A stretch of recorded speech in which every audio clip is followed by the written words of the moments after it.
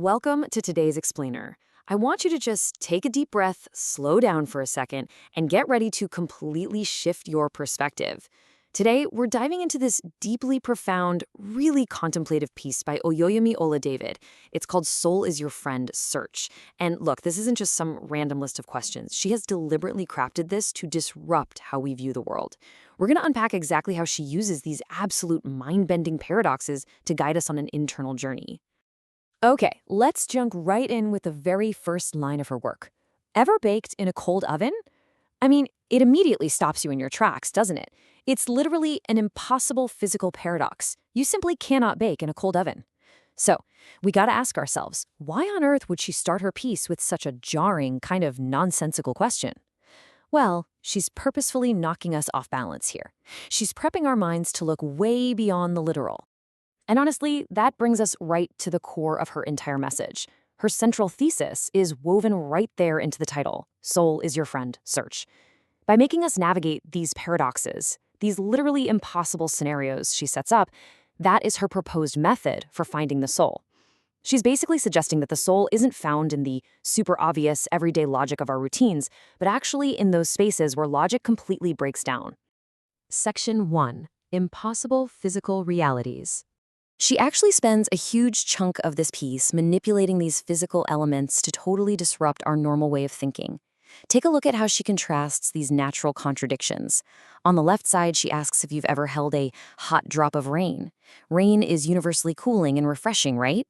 Then on the right, she asks if you've seen a gentle wind, which is, by definition, fundamentally invisible. These aren't just clever little word plays. She uses them as metaphors for the human condition. It's like experiencing an intense burning feeling right in the middle of a gentle, fleeting moment. She's asking us, hey, are we actually paying attention to the invisible forces shaping our lives? And this brilliantly illustrates another facet of her physical impossibilities. Ever trace the ocean's path? Just think about the sheer scale of that image for a second. The ocean is vast, it's boundless, it's constantly shifting, and it obviously leaves no footprints. She's crafting this beautiful mini-narrative here about how we view life's incredibly vast, untrackable journeys. She's asking if we've ever tried to map out the things in life that are just simply too massive, too fluid to ever really be controlled. Then, in a total pivot, she snaps our attention from the vastness of the ocean right down to the microscopic. Ever heard a busy ant? Ants are famously industrious, constantly working, yet they're entirely silent to the human ear. This really highlights her incredibly keen observation skills and that rhythmic questioning she does so well. She is pushing us to ask ourselves, are we listening closely enough to the quiet, tireless work happening all around us? Or are we only paying attention to the loudest noises in the room? Section 2. The Abstract Human Experience. So after completely unmooring us from physical reality, she shifts her focus into the messy, abstract world of emotional and social contradictions. Just let this next paradox sink in for a second. Ever read an empty book? I mean, how do you read something that has no words? She is directly challenging us to find meaning where literally nothing appears to be written. Think about it. Have you ever learned a profound lesson from a silence? Or maybe from a void in your own life? Let's break this down a bit to really grasp her intent here. On the literal side, an empty book is just a stack of blank pages, right? Totally useless for reading. But on the metaphorical side, it aligns perfectly with her title's command to search. The empty book is the unwritten soul. She implies that finding our inner truth actually requires us to read our own unwritten thoughts, our feelings, and yeah, even the blank spaces of our lives. Then she hits us with this intense socioeconomic paradox. Ever bought a beggar's cloak? A beggar, by definition, has nothing of financial value to sell, and a cloak is just this symbol of basic protection from the elements. So why would you ever buy it? This perfectly sets up her real-world concerns. She is probing our empathy, looking at our social dynamics, and really asking us to consider the hidden value in things and, more importantly, in people that society has completely deemed worthless. The crucial point here is how she maps out the incredibly complex landscape of the human heart through these emotional paradoxes. She contrasts the ego with finding a simple pride. She juxtaposes action and passivity with a beating, a listening heart.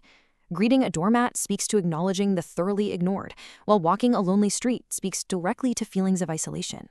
She is proving time and time again that human emotions are just as contradictory as, well, baking in a cold oven. Section 3. Meet Oluyomi Oladevid. To truly understand why she chose these very specific paradoxes, we really need to understand the mind of the woman behind them.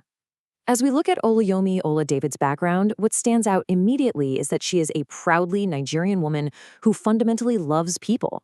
Her artistic voice isn't just born out of some abstract, detached philosophy, it is deeply, deeply rooted in her identity and her genuine care for humanity. Let's clearly lay out her multifaceted identity, because she isn't just a poet sitting in isolation somewhere. She states that she is deeply concerned about global development and transformation. She is a policy and strategy influencer. This is absolutely vital to our understanding of her work. It connects her poetic, internal introspection directly to her very real-world external missions. She sees the brokenness of the world, and she uses her words as a tool to address it. And just look at this specific phrasing from her profile. Her stated goal in life is providing clarity and generating solutions. Now, that perfectly explains why she uses paradoxes. It seems a bit counterintuitive at first, right? But by presenting us with these impossible contradictions, she completely breaks our lazy mental habits. She essentially forces us to stop, think critically, and find our own clarity. Her poetry is literally a tool for generating mental solutions. Section 4. A Vision for Transformation. This brings us to a really beautiful synthesis where her artistic reflections seamlessly connect to her real-world mission. But to fully grasp her worldview, we have to look at the spiritual foundation that grounds her. She writes, "My Father God owns and rules the universe. He is the wheel within my wheels." This is the core faith that drives her search for the soul. She views herself as a small part of a much larger, divine mechanism. The paradoxes of life aren't just random chaos to her. They are part of a grander design, guided by a higher power. And this beautifully ties into her use of this queen logo. It perfectly symbolizes her focus on empowerment. She views her role in generating solutions and influencing policy as this royal, almost sacred duty, totally spiritually aligned with that higher power she mentioned. She is very much a leader trying to wake up the souls of those she leads. So this brilliantly illustrates her dual nature. On one hand, she gives us poetic contemplation, that deeply internal search through impossible, mind-bending questions.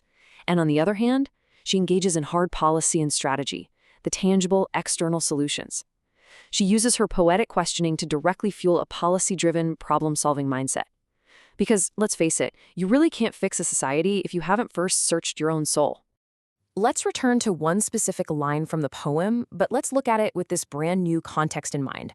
Ever mended a broken glass.